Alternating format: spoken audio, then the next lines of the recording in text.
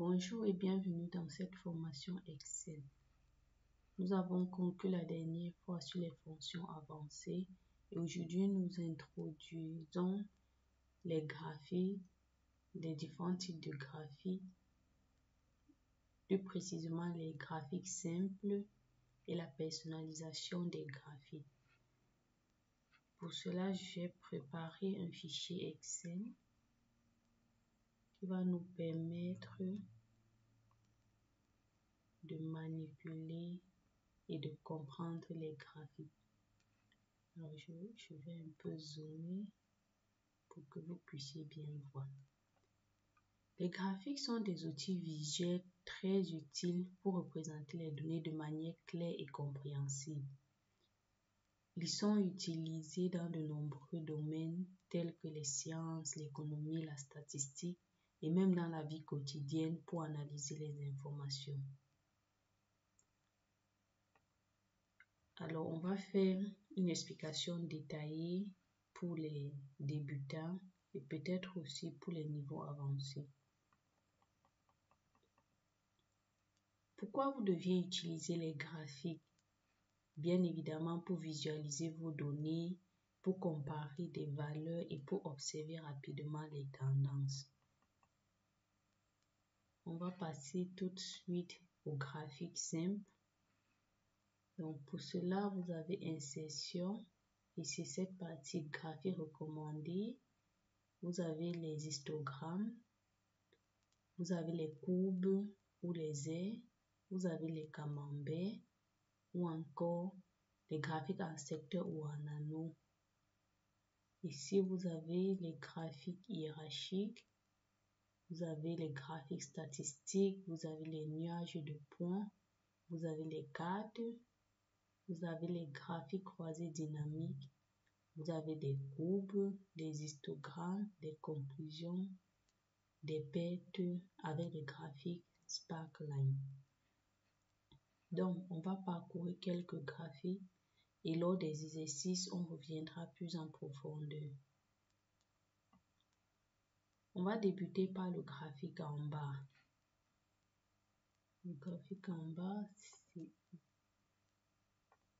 vous allez à graphique recommandé. Puisqu'il n'y a pas de données, cela n'est pas visible. Donc, pour rendre cela plus facile, je vais copier les données. Je vais copier ces données pour faire une illustration.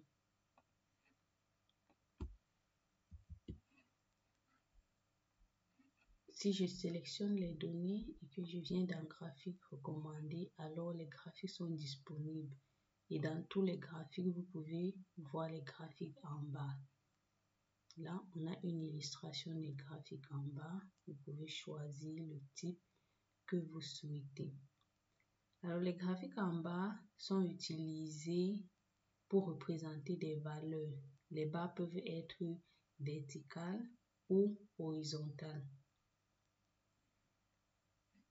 Leur utilisation. Les graphiques en bas sont idéaux pour comparer différentes catégories, comprendre si tu veux comparer les ventes des différents produits, ainsi de suite. Donc, on ne va pas déjà s'attarder sur le graphique lui-même, juste on va parcourir les différents types de graphiques. Alors, on a les graphiques linéaires. Si on sélectionne les données, on vient dans tous les graphiques, on a ceci, les graphiques linéaires ou en courbe. Ces graphiques représentent les données sous forme de points reliés par des lignes. Chaque point représente une donnée à un instant donné et les lignes permettent de visualiser les tendances. Donc, vous pouvez voir les évolutions dans le temps, les variations de température, les ventes mensuelles. Avec sur l'axe horizontal, vous pouvez mettre les mois, les années, les jours, les trimestres en fonction de l'information que vous disposez. Et sur l'axe vertical, vous pouvez mettre des valeurs telles que les chiffres d'affaires, les ventes, les profits et autres. On va aussi visualiser le camembert. Le camembert est un graphique également très utilisé. Il est composé de secteurs représentant des parties d'un tout. Chaque secteur montre une proportion ou un pourcentage par rapport à l'ensemble. Pour l'utilisation, ce graphique est utilisé et recommandé même pour représenter les répartitions ou les proportions d'une donnée. Donc, vous pouvez retenir cela du camembert.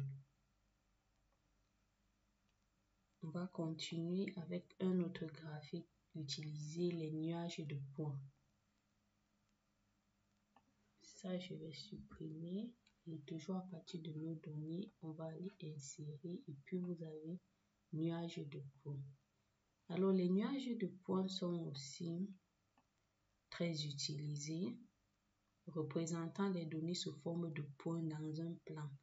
Chaque point correspond à un couple de valeurs, pour chaque axe. Donc, vous aurez besoin des valeurs pour l'axe horizontal et les valeurs pour l'axe vertical.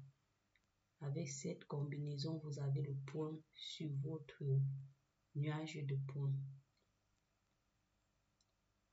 Il est très utilisé pour étudier les relations entre deux variables. Vous voulez étudier peut-être comment les profits évoluent en fonction des ventes, comment les ventes évoluent en fonction des quantités. Vous pouvez utiliser les nuages de points.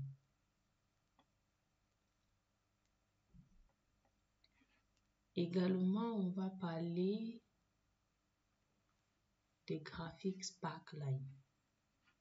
Donc ça, je vais supprimer et on va parler des graphiques sparkline. Alors, c'est quoi? Si vous sélectionnez vos données, insérez, vous avez de ce côté des graphiques sparkline. On a notamment en courbe, en histogramme. Grafik, auch Grafik ist im weitesten Sinne. Désolé, je disais graphique sparkline, soit en courbe, soit en histogramme, soit en conclusion et paire. Alors les graphiques sparkline, ce sont des petits graphiques intégrés dans une cellule permettant de visualiser rapidement une tendance ou une évolution des données. Contrairement aux graphiques classiques, il ne possède pas d'axe ni d'étiquette, ce qui le rend parfait pour l'analyse compacte des données. On va faire un exemple. On veut rapidement voir comment évoluent les ventes. On se met ici et puis on va faire insérer et puis on va insérer une courbe sparkline. Quelle est la plage de données? Évidemment, vous sélectionnez la plage, ok, et l'emplacement. Donc l'emplacement est déjà sélectionné, c'est bien celui-ci, ok. Et puis vous avez votre graphique sparkline. Je vais remonter un peu. Alors vous avez votre graphique sparkline et si vous sélectionnez, vous pouvez améliorer votre graphique. Vous pouvez ajouter certains éléments tels que les points hauts, les points bas, les points négatifs s'il y en a. Nous, on n'a pas les premiers points, les derniers points et puis les marques. Les marques, c'est-à-dire pour chaque valeur, on met une marque. Pourquoi les utiliser? Bien évidemment, un gain de place puisqu'ils se tiennent juste dans une cellule. Une facilité de lecture permettant d'analyser rapidement une tendance. Idéal pour les tableaux de bord. Ceci aide à comparer les performances de plusieurs éléments en un clin d'œil. Donc, on peut faire également ici, au niveau des profils, insérer, courbe. Vous sélectionnez la plage de vos données. Et la place d'emplacement, c'est déjà OK. Et puis, vous voyez.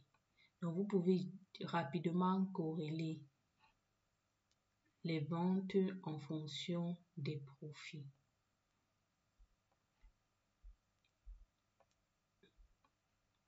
Donc, on constate bien qu'au niveau des ventes, à un moment, on est stable et puis on a un pic et puis on a une chute qui reste plus ou moins constante avec des pics, des chutes, des pics et qui reste stable vers la fin. Contrairement à notre graphique sur les profits, vous pouvez également ajouter le point haut et le point bas. Vous pouvez aussi changer, puisque là, ce sont des histogrammes et des courbes, mais vous pouvez utiliser l'histogramme. Vous pouvez utiliser conclusion et perte. Donc, avec bien les rouges qui signifient les pertes.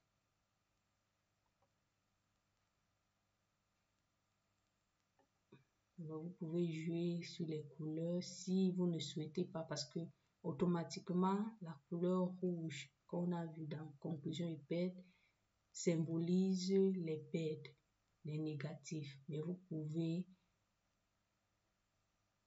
adapter vos couleurs selon vos exigences, selon ce que vous souhaitez. Vous pouvez utiliser des couleurs de thème bien différentes. Donc, ça étant dit, on a fait un exemple. On est OK au niveau des graphiques Sparkline. Maintenant, on va parler des éléments d'un graphique. Quels sont les éléments d'un graphique? Alors, pour cela,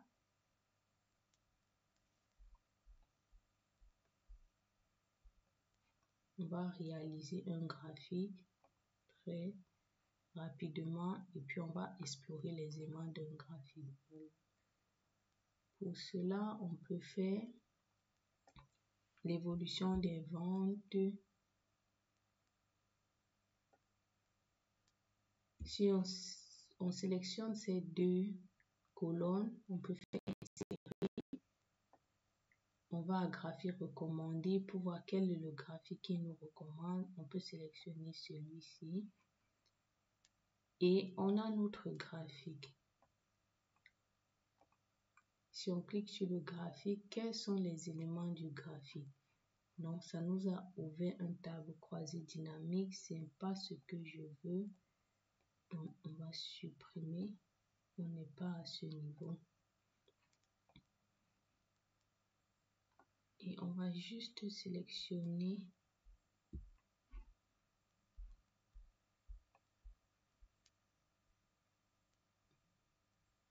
les deux. Insertion, graphique recommandé. On prend un graphique. OK. Il m'ouvre un tableau croisé dynamique, mais nous ne sommes pas à ce niveau. Je vais juste faire un graphique. Alors, je vais utiliser ceci. Insérer, graphique recommandé. Je comprends pas. Alors, je vais peut-être le copier et venir le coller là.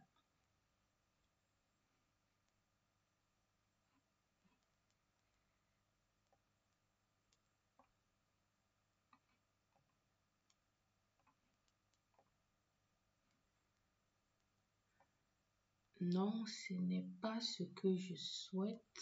Je ne veux pas un tableau croisé dynamique. Je ne comprends pas pourquoi il me l'insère automatiquement. On va essayer. Je pense qu'on va faire un nuage de points.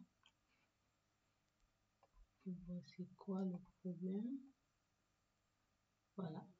Là, on a un graphique qui reste sur notre page. C'était le but. Et on va explorer les éléments du graphique.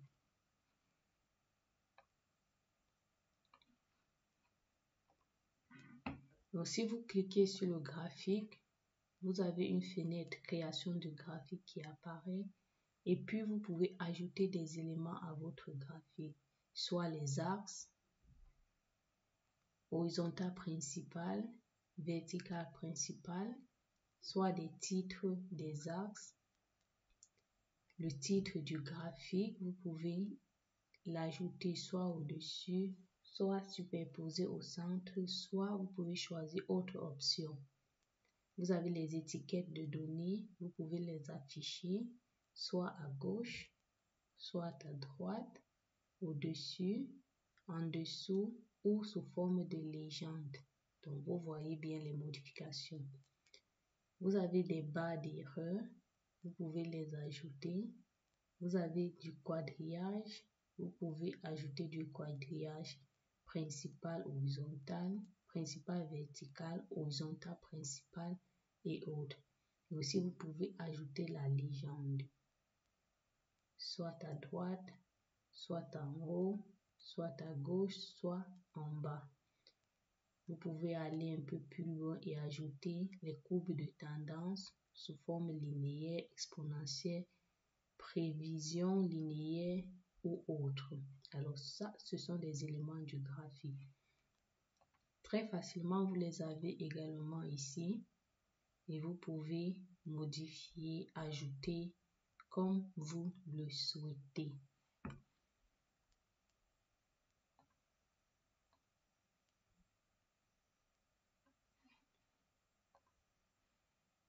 Autre chose, vous avez des dispositions rapides pour le graphique. Vous pouvez en choisir. Vous pouvez modifier les couleurs du graphique comme vous le souhaitez.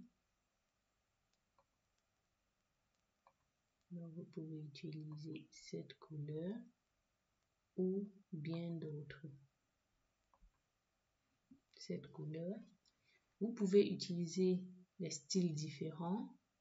Donc, vous pouvez choisir le style qui vous correspond. Vous pouvez dérouler pour en choisir davantage. Alors, vous pouvez intervertir les lignes et les colonnes. Donc, si on affiche la légende,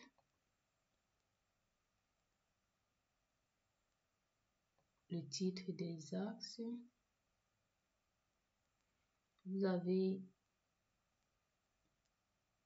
vente. Je vais nommer. Donc, ici, c'est vente. Et ici, non, ici, c'est quantité, pardon. Ici, c'est quantité. Et là, ce sont les valeurs de vente.